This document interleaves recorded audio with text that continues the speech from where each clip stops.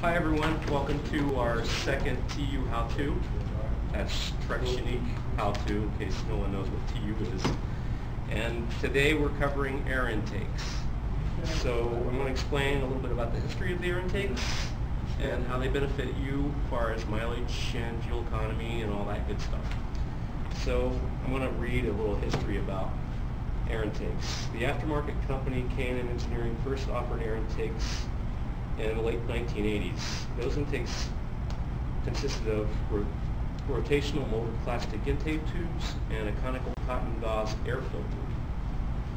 In the late 1990s, the proliferation of the air intake manufacturers such as AEM, Air-Aid, TrueFlow, and Bellant entered the fray. In addition to overseas manufacturers imported their designs, leading to the popularity of Japan domestic market air intakes for sport compact markets. K&N and many other intake companies now offer intake systems in metal tube designs, allowing a greater degree of customization. The tubes can be powder coated, painted to match the vehicles.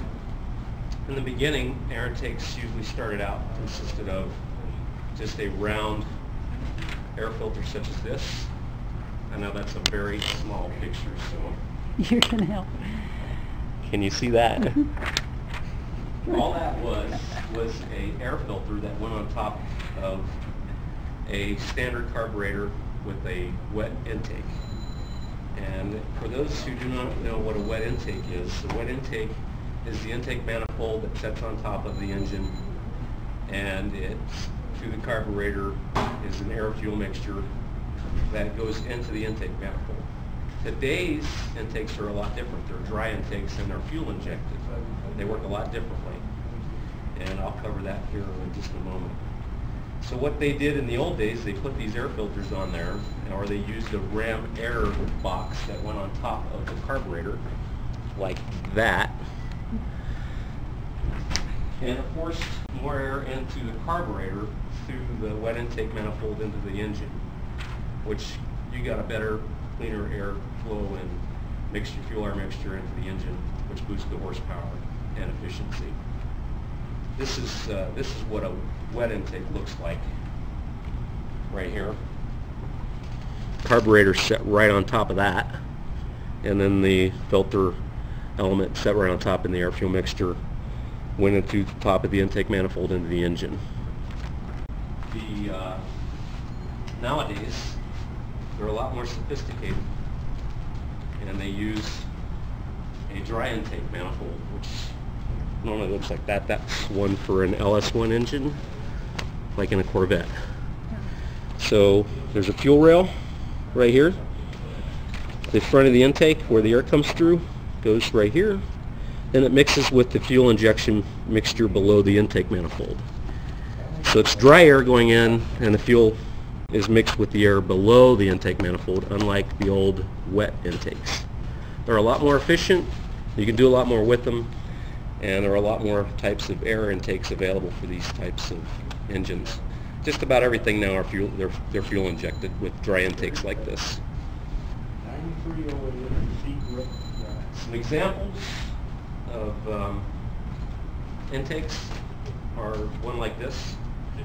This is one for a Dodge Hemi engine. It's relatively large, much larger than the stock air box that came out of the Hemi. It incorporates cooler airflow through the front of the engine, through the front of the truck to the engine. It uses a much larger tube going into the throttle body.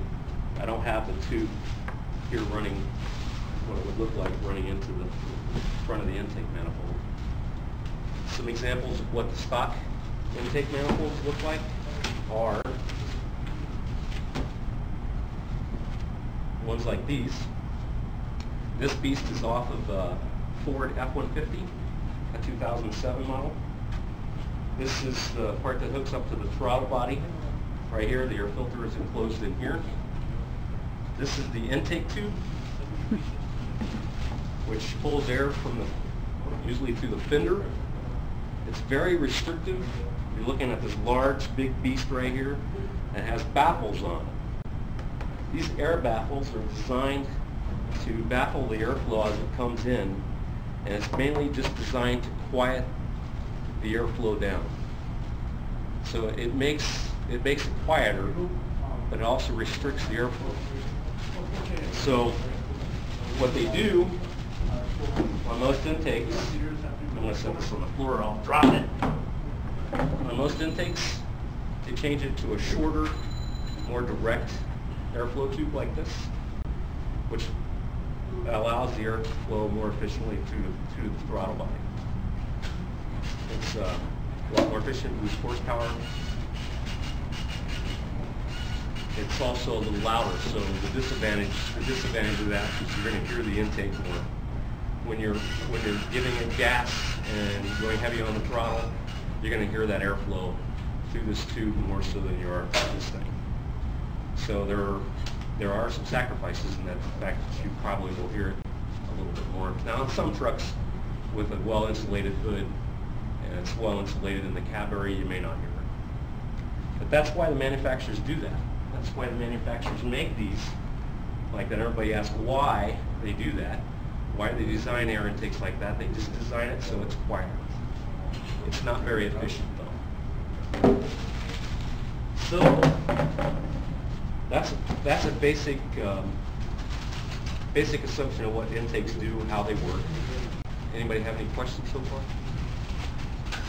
Great question. So dry intake would mean that the fuel is mixed with the air after the intake? Is that That's correct. Yeah, you have the dry intake manifold that's usually sitting on top of the engine, and you have direct airflow into each cylinder, and then you have a fuel injector for each cylinder also. Okay. So that fuel mixture is mixed when the air comes through the dry intake, and the fuel mixture is mixed with the air to each cylinder. And the old carbureted engines, there were wet intakes. The fuel mixed in the carburetor at the top of the intake manifold together through the air, and then into each one of the cylinders. So the fuel injected engines, just about all manufactured trucks and cars are fuel injected now. You don't see any carburet out. The first fuel injected engines usually were TBI, throttle body injection.